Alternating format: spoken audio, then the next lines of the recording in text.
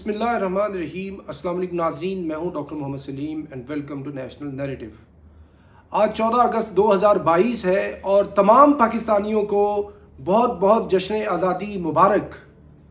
नाज़रीन, रात इमरान खान साहब ने हॉकी स्टेडियम लाहौर के अंदर एक तारीख साज कामयाब जलसा किया है और वो पूरी अपनी आबोताब के साथ उधर गरजे हैं, चमके हैं। उन्होंने बताया है कि वो इस वक्त पाकिस्तान के सबसे मकबूल अवामी लीडर हैं और आज तो हम इस मौजू पे बात करेंगे। इसके अलावा दूसरी भी इलाकाई और आलमी खबरें हैं कुछ, उसके ऊपर बात करेंगे।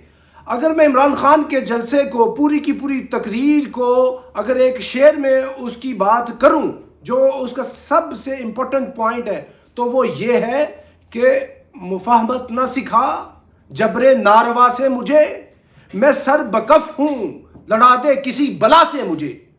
नाजरीन, खान साहब इस उम्र के अंदर भी, ये सारी मुखालफत के बावजूद भी वो लड़ने मरने के लिए तैयार है।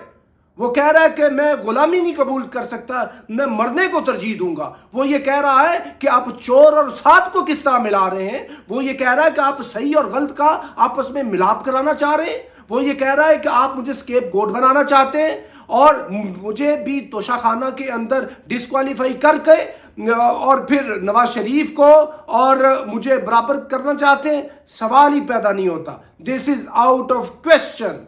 खान साहब ये कह रहे हैं कि भले आसमान फट जाए, आसमान गिर जाए या ज़मीन फट जाए, this is out of question कि मैं कॉम्प्रोमाइज़ करूंगा। तो ये बहुत ही खूबसूरत बात की उन्होंने कहा कि मैं आवाम की तरफ जाऊंगा, पूरे पाकिस्तान के वर्ल्ड टूर्स करूंगा और बताऊंगा कि what is my strength, how people of Pakistan love me.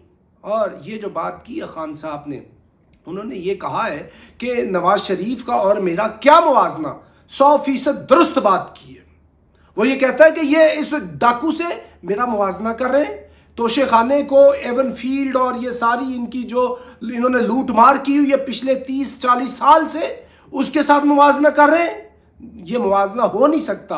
और अगर आप ये चाहें कि इनका आपस में मिलाप करा दें, तो ये इसी तरह नामुमकिन है कि जिस तरह रोशनी का और अंधेरे का मिलाप मुश्किल है, उसी तरह नवाज शरीफ का और इमरान खान का मिलाप मुश्किल है। नाजरीन, ये बिल्कुल बिल्कुल इसी तरह मिन्नो अन एक संजीदा और सही दुरुस्त बात है।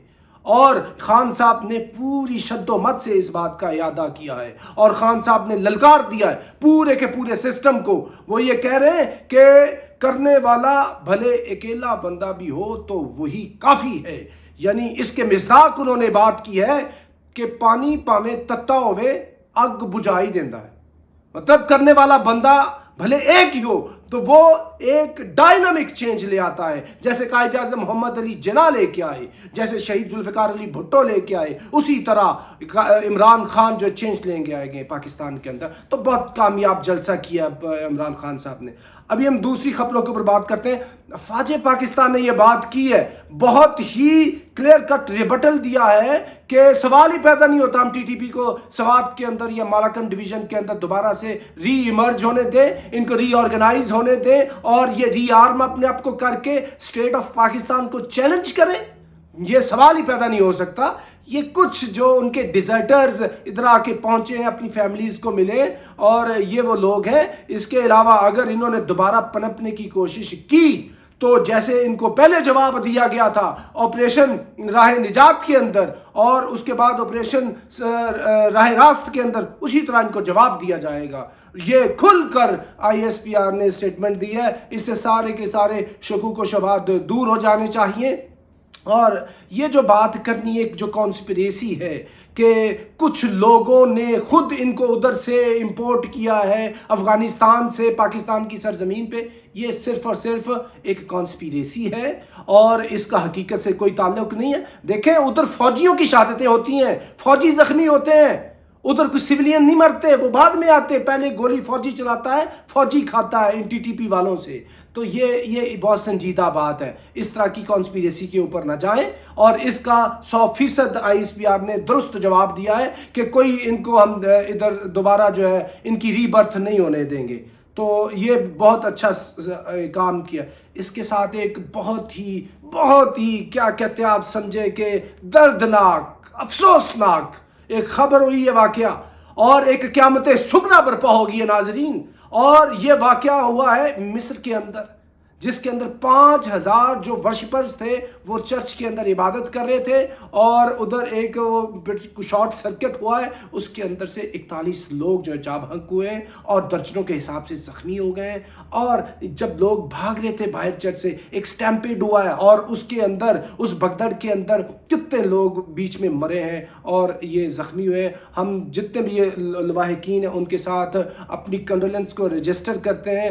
اور اس کے علاوہ ناظرین اور امپورٹنٹ خبر یہ ہے کہ تائیوان کے اندر جو امریکن لا میکرز ہیں انہوں نے دوبارہ وزٹ کیا.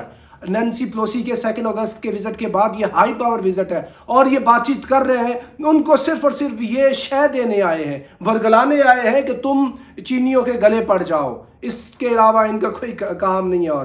اور اس کے علاوہ چائنا نے جو میڈن لائن ہے اس کو کراس کر دیا ہے. 11 جو فائٹر جیٹس ہیں چائنا کے، انہوں نے یعنی چائنا جو اسٹیٹ اور تائیوان ہے، جو میڈل لائن ہے اس کو ٹورڈز تائیوان اس کو کراس کر دیا. یعنی یہ سینسٹیوٹی مزید بڑھتی جا رہی ہے.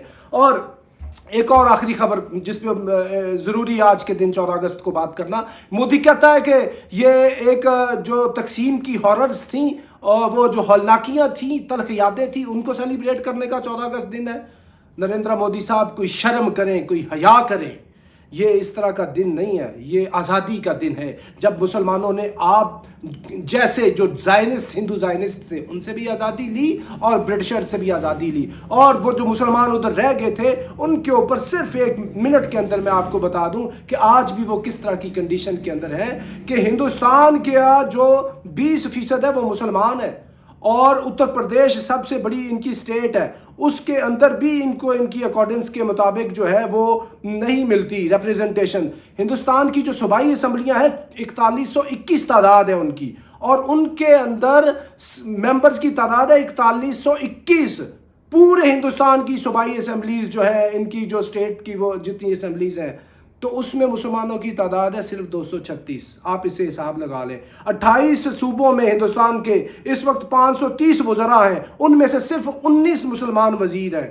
اور یہ حالت ہے مسلمانوں کی، ادھر ظلم کر رہے ہیں. اس وقت بی جے پی کی حکومت کے اندر کوئی بھی ایک مسلمان وزیر نہیں ہے. تو یہ آپ کے لیے سوچنے کا مقام ہے. تو ناظرین، یہ تھی اب تک کی تازہ ترین صورتحال جو آپ کے سامنے ہم نے پیش کی ہے. آپ کو ایک دفعہ پھر 14 اگست کی بہت بہت مبارک. تو اب تک کے لیے اتنا ہی. Up till next time, thank you very much. Pakistan زندہ باد.